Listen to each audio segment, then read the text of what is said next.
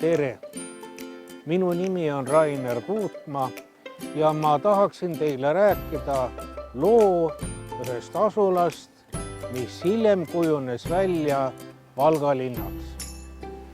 See maa, kus selline asula tekkis, kandis nimetust Vana-Liivimaa Konföderatsioon.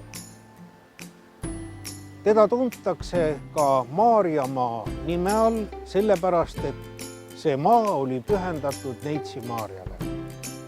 Vana-Liivimaa tekkis Saksa ristisõdijate vallutuste käigus ning selle territoorium hõlmab umbes enam-vähem tänapäeva Eesti ja Läti maa-ala kokku.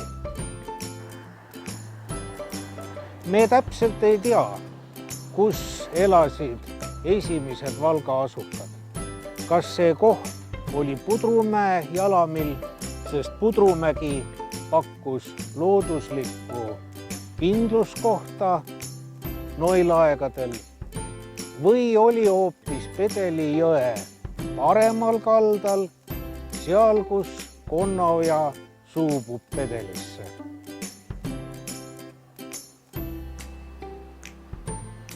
Valga tekkimine ja areng on tihedalt seotud transpordiga. Just siin, Pedeli ääres, oli 800 aastat tagasi Tartu ja Riia vaheline kaubatee. Tollel ajal loeti veeteed tunduvalt turvalisemaks kui maanteed läbi paksude metsade ning Valga oli kohaks, kus lohistati veesõidukeid Emajõe vesikonnast Liivi lahe vesikonda. Seega Valga oli logistiliseks sõlmpunktis. Valga asus enam-vähem Vana-Liivimaa geograafilises keskmes. Seetõttu oli Valga ka kohaks, kus sageli korraldati Liivimaa maapäevi. Maapäevad olid sellised kogunemised, kus otsustajad arutasid ja võtsid vastu otsuseid, mis puudutasid Liivimaa poliitikat. Liivimaa poliitika üheks peamiseks küsimuseks olid suhted hansalinnadega, nagu Riia, Tallinn ja Tartu. Vana-Liivimaa aegsel Valgal ei olnud kindlusrajatisi. Seetõttu vaenuväed põletasid Valga ka mitu korda maha, kuid alati ehitati asula uuesti üles. Valga sai linnaõigused 1584. aastal suhteliselt lühikese Poola ülemvõimu aegadel. Tolleaegsel Poola kuningal Stefan Batoril oli vaja vastvallutatud aladel omada tugipunkti, et ülejäänud Liivimaa muuta taas katoliiklikuks. Erinevalt mitmest teisest Eestimaa linnast ei ole Valga linnaõigusi sellest ajast alates kunagi kaotanud. Areng jätkus ka Liivimaa kubermangu aegadel, mil Valga oli jälle selle geograafilises keskmes. 1783. aastal sai Valga kreisilinnaks. Tänaseni on alles kreisilinna 3 kohustuslikku hoonet.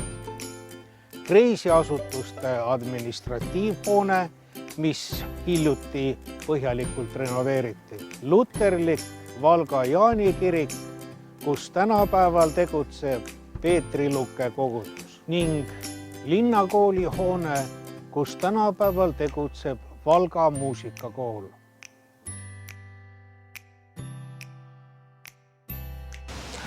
Hiljem läbis Valgat Peterburi ja Königsbergi vaheline postitee. Valgas oli hobupostijaam. See oli koht, kus vahetati hobuseid ning postitõllaga reisijad said puhata ja keha kinnitada.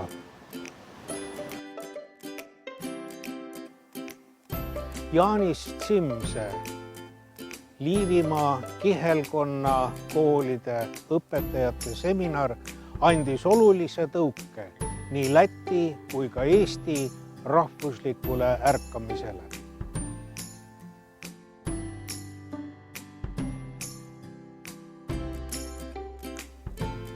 Selle saksakeelse kooli õpilastest umbes kolmandik pärines Eestist. Siin õppisid Karl Robert Jakobson, Ado Grenstein, Aleksander Kunileid, Friedrich Seebelmann ja rida teisi ärkamisaja tegelasi. Valga linn sai kiire arengu, kui siia tekkis raudteesõlm. Laiarööpmelised raudteed ehitati 3 põhisuunas: Tartusse, Riiga ja Pihkvasse. Pärnu ja Aluksne vahele ehitati kitsarööpmeline raudtee. Selle jaam jäi hilisema Läti-Valka poolele. 1923. aastal ehitati kitsarööpmeline raudtee ka Valka jaamast Valga jaamani ning edasi Mõniste suunas.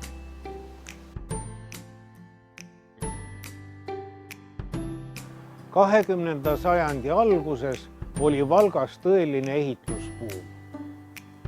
Ehitati mitmeid vägevaid hooneid, millest suurem osa on alles tänapäevalgi. Näiteks Säde seltsi maja, kus tegutses ka kutseline teater ja kus praegu on Valga muuseum ning Maa-arhiiv. Kunagine Saksa panga hoone, kus hiljem oli endine maavalitsus ja praegu on riigimaja. Valga Valge maja ehk gümnaasiumihoone. Marta Pärna koolimaja, kus tänapäeval asub Priimetsa kool ja paljud teised hooned. Sel ajal muutus Valga ka Eesti linnaks, sest vajati palju tööjõudu, mis tuli naabruskonna eestikeelsetest kihelkondadest, Karulast, Sangastest, Helmest ja mujaltki. Maailma esimene eestlasest linnapea Johannes Märtsan tuli võimule just siin Valgas aastal 1902. Vahetult enne esimest maailmasõda oli Valga suuruselt Eesti 5. linnaks, jäädes veidi maha Pärnust. Seega oli 700 aasta jooksul, kui Valga oli kas vana Liivimaa või Liivimaa kubermangu keskmes, toimunud pidev ja kindel areng. Viimase 100 aasta jooksul on Valgale olnud iseloomulikuks linna läbiv Eesti ja Läti riigipiir. Eesti ja Läti riikide iseseisvumisel ei suutnud noored vabariigid kuidagi ära otsustada, kust peaks kulgema nendevaheline piir. Piiritüli lahendas ja tarbetu sõja hoidis ära Antanti esindaja Stephen George Tallents. Tema otsusega 1. juulist 1920 jäi kõik see, mis ametlikult oli Valga linn, Eestile. Lätile jäid Lukke ja Pudrumäe eeslinna. Otsusega ei olnud rahul ei eestlased ega lätlased. Ehkki Tallents oli püüdnud olla võimalikult erapooletu. Nii jättis ta Valga 2 Luteri kirikust kummalegi poolele ühe, Valga 2 raudteejaamast samuti kummalegi poolele ühe. Valgal on ka raudteelinna maine. Tallentsi otsusega jäi laiarööpmelise raudtee sõlm Eesti poolele. Viimase 100 aasta jooksul on piirirežiim olnud rangem ja seejärel jälle mõnevõrra pehmem. Igal juhul pani riigipiir linna senise hoogsa arengu seisma. Viimaseks rangema piirirežiimi ajaks olid aastad 1994 kuni 2000.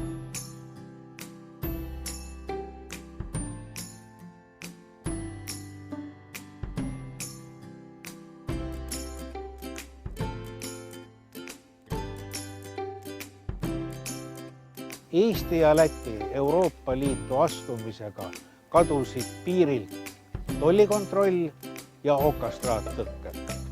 Schengeni lepinguga liitumisel kadus passikontroll ning vahepeal katkenud ühendusteid hakati taas kokku viima.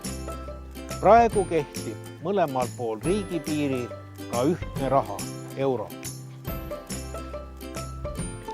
Euroopa Liit on kaasa toonud 4 Euroopa Liidu vabadust, milleks on inimeste, kaupade, teenuste ja kapitali vaba piiriülene liikumine. Ka kõige karmimate koroonapiirangute ajal sai tööjõud vabalt üle Valga-Valka riigipiiri liikuda. Praegu kujutab Valga ja Valka riigipiir endast rohkem bürokraatia piiri. Euroopa Liit on Valgat ja Valkat juba aidanud.